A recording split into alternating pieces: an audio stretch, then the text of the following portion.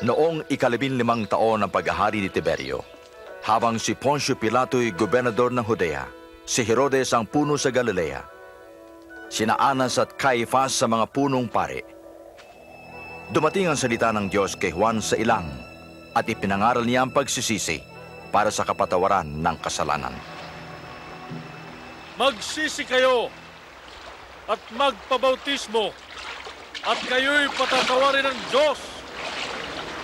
Nasusulat sa aklat ni Propeta Isaias, may isang sumisigaw sa ilang, tuwirin ninyo ang daraanan ng Panginoon. Tuwirin ninyo ang kanyang daan, tatambakan ang bawat lambak, titibagin ang bawat burol at bundok.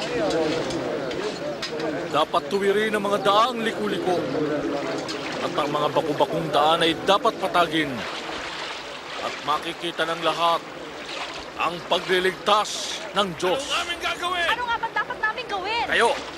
Kayong mga ulupong! Anong gusto mong gawin namin? Ituro mo sa amin ang tamang daan.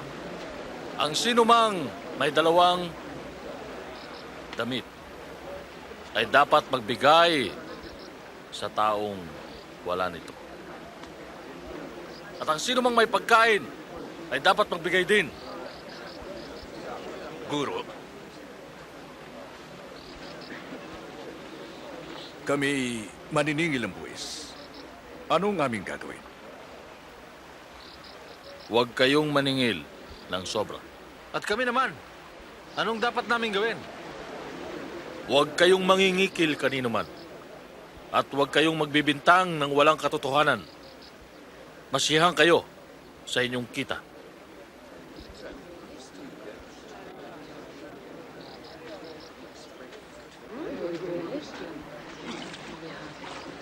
Sabihin mo, ikaw bang Kristo?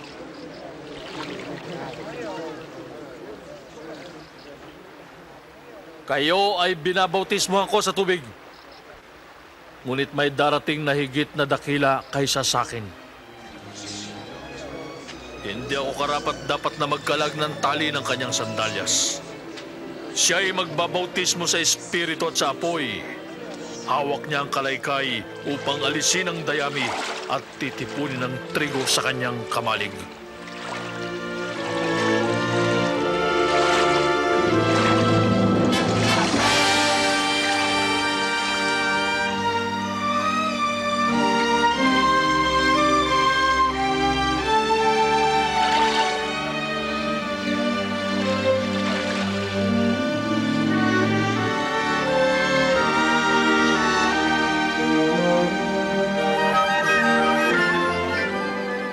At bumaba sa kanya ang Espiritu Santo sa anyong kalapati.